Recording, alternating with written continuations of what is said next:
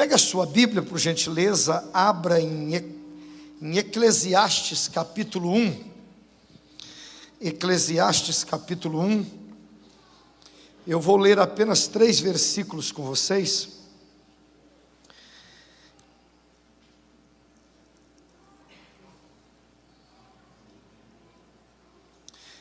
Nós vamos ler o versículo 4, versículo 5 e versículo 6. Uma geração vai e outra geração vem, mas a terra para sempre permanece. Nasce o sol e o sol se põe, apressa-se e volta ao seu lugar de onde nasceu. O vento vai para o sul, faz o seu giro para o norte, continuamente vai girando o vento e volta fazendo os seus circuitos. Espírito Santo, oramos mais um pouquinho, porque essa mesma palavra no Evangelho de Mateus 10:20 declara que não seríamos nós, mas o Senhor que habita em nós. Então, com base nessa experiência bíblica de Salomão, na sua sabedoria, eu tenho certeza que o Senhor vai falar aos nossos corações. E de forma direta e objetiva, queremos entender um pouquinho melhor sobre família, sobre a igreja como família, sobre a nossa casa como família, sobre o nosso ciclo de relacionamento e amizades como família, à luz desses 3 versículos. Então fala conosco para a tua glória. Diga amém, Jesus.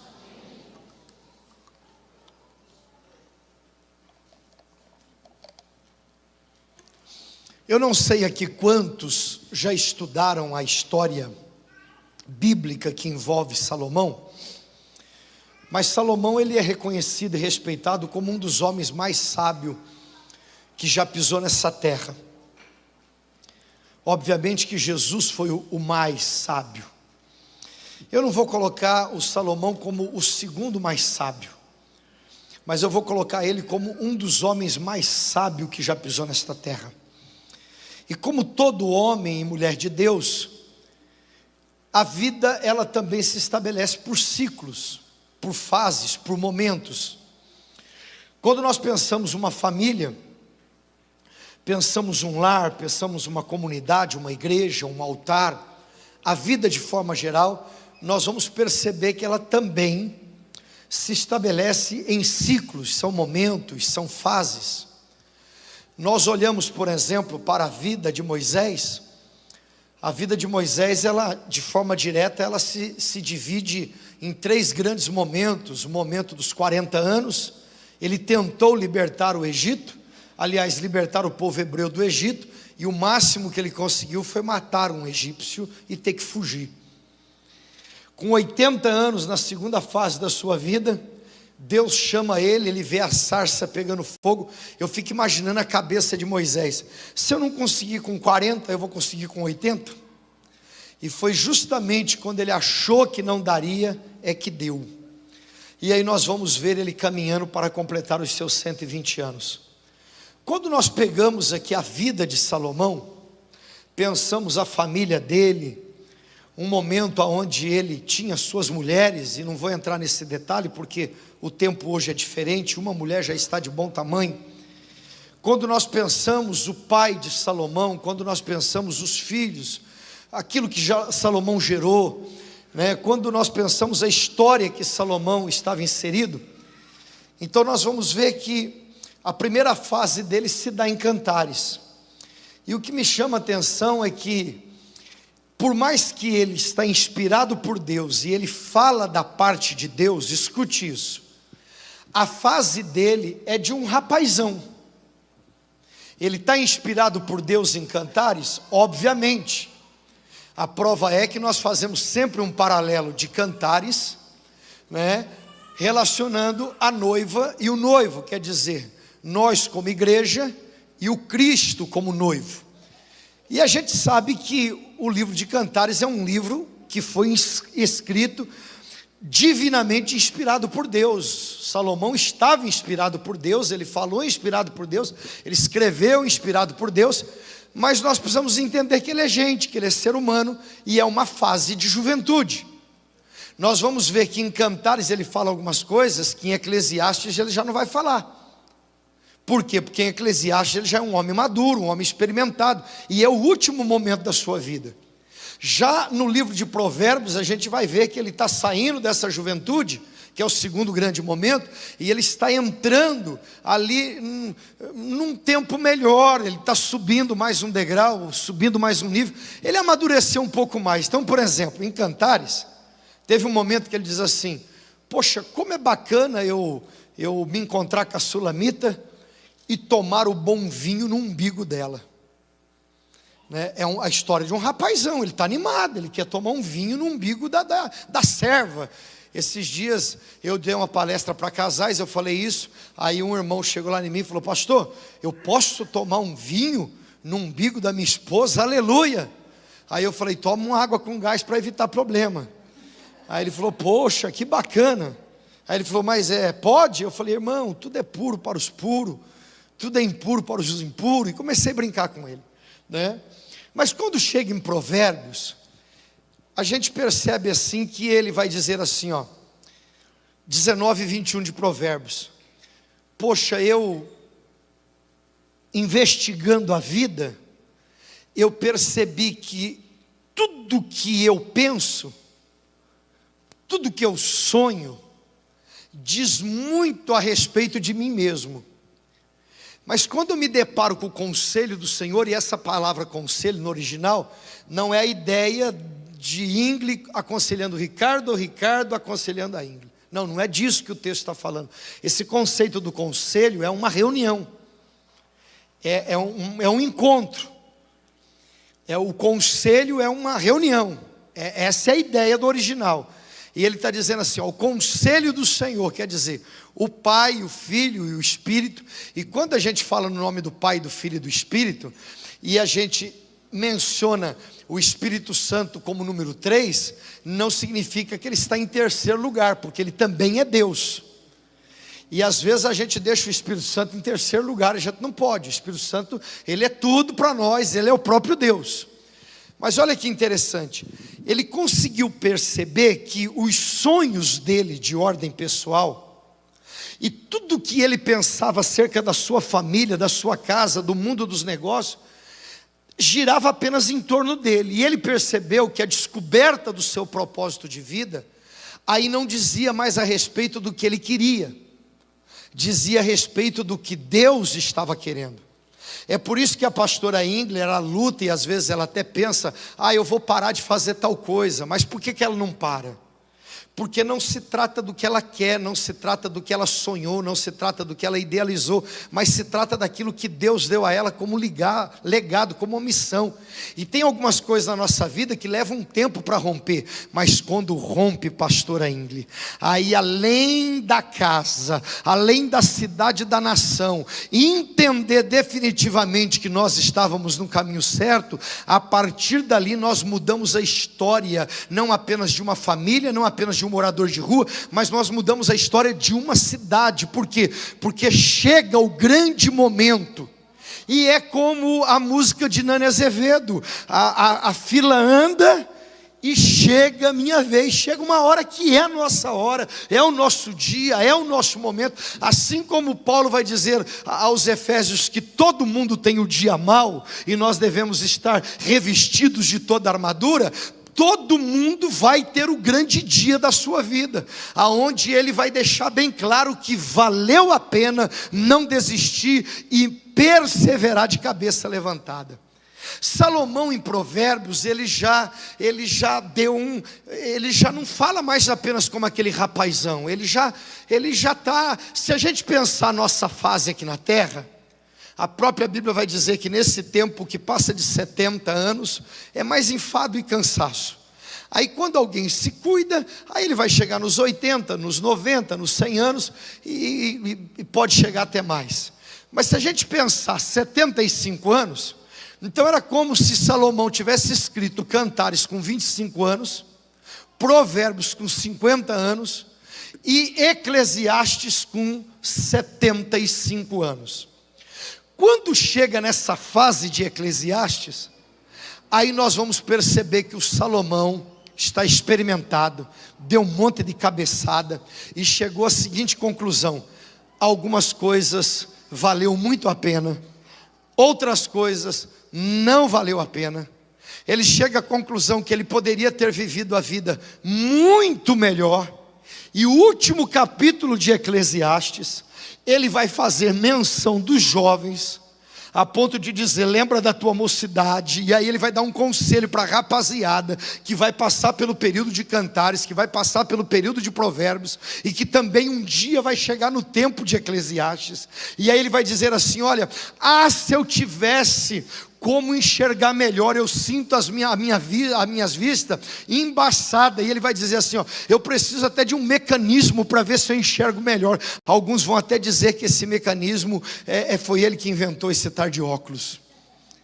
E ele vai dizer assim: moçada, eu poderia nessa fase da minha vida ter chego numa dimensão muito maior, mas se Deus ama a todos, cada um tem a responsabilidade de definir os níveis que vai viver. Depois nós vamos ver, por exemplo, Ezequiel na experiência dele com Deus. Ele viu a água no tornozelo, ele viu a água nos joelhos, ele viu a água nos lombos, e de repente ele viu que as águas eram profundas. Quer dizer, Deus ama todos, mas o nível que cada um vai viver é uma decisão muito pessoal, relacionada à fome.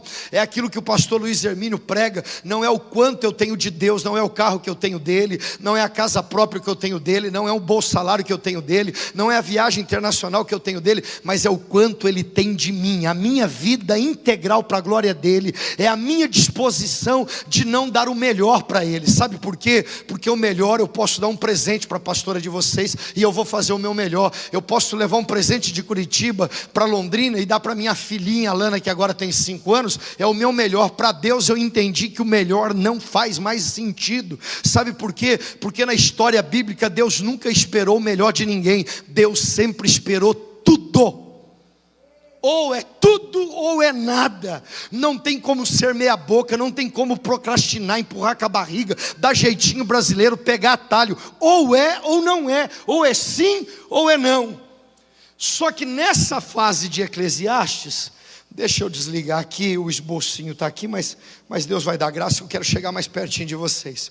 Escute isso aqui: nesse tempo de Eclesiastes, a gente percebe que ele fala de coisas que, se você não tiver o capricho de dizer assim: eu vou dar uma pausa aqui que eu quero entender esse negócio aqui. Por que ele está falando do sol? Por que ele está falando do vento? Por que ele está falando do tempo? Então a gente lê ali, por exemplo, gerações vêm, gerações vai. Ele mesmo vai dizer depois no capítulo 3, há tempo de nascer e há tempo de morrer. Então um dia eu nasci e eu vou partir. Beleza. Aí eu vou pensar assim: poxa, o sol nasce, o sol se põe. Legal, é um processo aí da natureza, e de manhã está ali o sol nascendo, à noitezinha ele está indo embora, e faz parte da vida, é isso mesmo. Se a gente olhar, por exemplo, o vento, beleza, ele está soprando, as coisas estão acontecendo. Vento é vento. Aliás, eu nem vejo, eu só sinto. Mas quando a gente decide, essa é a beleza de Eclesiastes, é que qualquer versículo que você pegar de Eclesiastes, ele é tão profundo e ele é tão cheio de sabedoria, que ele te dá base teológica para você contextualizar em tudo relacionado à vida. Então, por exemplo, eu vou pegar esses 3 versículos agora e vou pensar família com vocês. Você pode pegar esses 3 versículos agora e pensar a sua vida profissional. Você pode pegar esses 3 versículos agora e pensar o seu ministério. Você pode pegar esses 3 versículos agora e você pensar o seu futuro. Você pode pegar esses 3 versículos agora e pensar o seu passado. Você pode pegar esses 3 versículos agora e pensar o seu agora. Então vamos pensar família, já que são 12 semanas aqui para 12 meses de paz, para que a gente viva o que nunca viveu. e que de fato 2024 seja o melhor ano da história das nossas vidas. Eu não sei se vocês se lembram, mas eu vim pregar aqui em vez passada, ou experiências passadas, e eu contei um dia pregando aqui que eu era pastor em Cambé, e uma irmã me procurou, eu estava no 6º ano de pastor em Cambé, e ela disse assim: pastor, faz 4 anos que eu congrego aqui, toda virada de ano o senhor fala a mesma coisa, o senhor diz assim: olha, agora vai, e vai ser o melhor ano da nossa vida, e faz 4 anos que eu estou ouvindo isso, o senhor não acha que o senhor está repetindo? Eu falei: minha irmã, ou a água é doce ou a água é salgada, ou Baal é Deus, ou Deus é Deus, não dá para servir 2 senhores, vai agradar um e desagradar o outro. Ela falou: o que o senhor quer dizer com isso? Eu falei: já que há 4 anos a senhora está aqui comigo e a senhora está insatisfeita, porque todo início de ano eu prego que vai ser o melhor ano da nossa vida, então eu vou continuar dizendo isso para toda a igreja, e para a senhora eu vou mudar. Então esse ano vai ser o pior ano da história da sua vida. O diabo vai amassar de um lado, a senhora vai comer do outro, o que a senhora plantar, a senhora não vai colher, vai ser muito sofrimento, a senhora vai ser terrível, eu não quero nem estar perto, aleluia. Aí ela olhou para mim e falou: credo, pastor. Eu falei: minha irmã, o que a senhora quer? A senhora quer um pastor que suba no altar e diga: olha gente, o Nabucodonosor do Lula é o presidente de novo, estamos tudo ferrado, esperamos a picanha e encontramos nem o pouco mortandela. Você quer que eu fique falando dessas coisas? Você quer que eu venha aqui chorar porque eu mito e aí Deus não divide a glória dele com ninguém? É por isso que nós estamos nesse momento, porque Deus disse não para a igreja brasileira. Será que nós vamos acordar para a vida e entender que Deus disse não para a igreja brasileira na última eleição? Será que nós vamos entender que nós estamos exilados e chegou o tempo de se cumprir na nossa geração? Porque a Bíblia, ela é uma profecia que ela vai se cumprindo em cada geração. Ela pode ter o seu alvo principal de cumprimento, seja o que Amós falou, seja o que Daniel falou, seja o que Abacuque falou, mas de forma direta, ela tem que se cumprir em cada geração. Por quê? Porque a Bíblia não é para um povo, a Bíblia é para todos, então ela tem que se cumprir. E o que Jeremias disse? Olha gente, eu fui falar para Deus aí, abençoar vocês, e Deus mandou eu nem orar mais, porque Ele não vai responder nossa oração. E aí ele vai dizer: e eu descobri que o não de Deus não é para nos reprovar e para nos matar, mas é para revelar a sua vontade. E agora a mensagem mudou. Eu estava tentando dar um jeitinho profético aqui com vocês, mas ele mandou eu dizer outras coisas: buscar-me-eis e me achareis, quando me buscardes de todo o vosso coração. O meu povo me louva com os lábios, mas o coração está longe de mim. Clama a mim e responder-te-ei, anunciar-te-ei coisas grandes. Eu descobri que Deus não quer abençoar ninguém. E alguém gritou. Então ele quer fazer o quê? Ele nos quer para a glória dele. Só nos abençoa é muito pouco, Ele nos quer para a glória dele.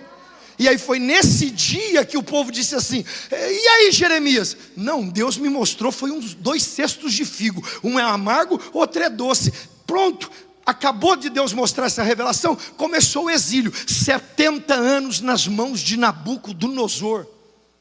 A batata assou, a situação piorou. E do lado de fora, no sistema, meus irmãos, nas ideologias, na questão do governo, vai piorar, porque são diabólicos, são humanistas, são aproveitadores, e não tem para onde correr. Se ficar o bicho come, se correr o bicho pega. E qual que é o resultado? Eu sou homem, eu sou macho, não machista, eu vou para cima. Então na época, eu digo o que eu vou dizer para vocês agora, abrindo aqui um parênteses: pode acontecer o que acontecer, quem é cestos de figos amargo não vai se corromper com o governo desse tempo, e não vai faltar o pão na sua mesa. As lutas nós venceremos, porque somos cestos de figos doce. E lá no final Daniel brilhou. Por quê? Porque ele era doce.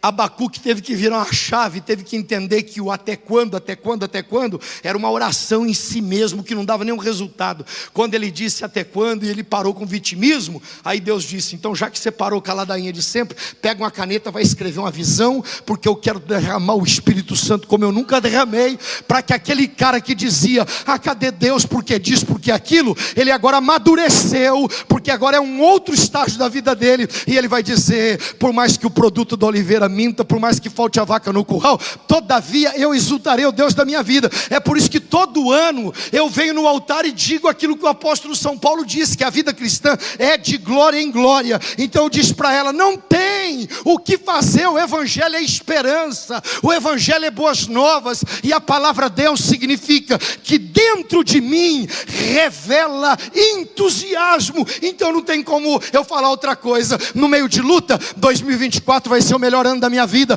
Porta que nunca se abriu, milagres que nunca aconteceram, vitórias que nunca chegaram, vai acontecer.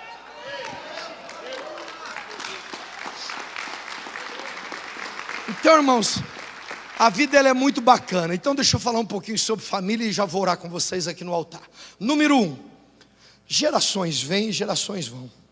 Eu quero aqui uma atenção redobrada, porque eu vou falar de algo muito importante que tem relação com esta igreja, e tem relação com a vida do pastor e da pastora de vocês.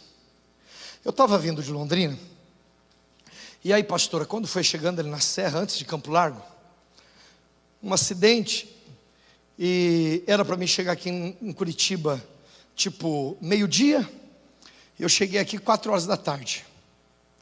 Aí nesse tempo você fica ali, ou com o carro funcionando no arzinho condicionado, ou você desliga para economizar, e aí sai, dá uma volta, vê o que está acontecendo, quanto tempo vai demorar, arruma alguém ali, começa a bater um papo. Eu já encontrei uns paraguaios que estavam vindo para a praia, começamos a trocar ideia, e aí começamos a bater um papo, e conversa vai, e dali a pouco eu falei assim: poxa, 4 horas aqui parado.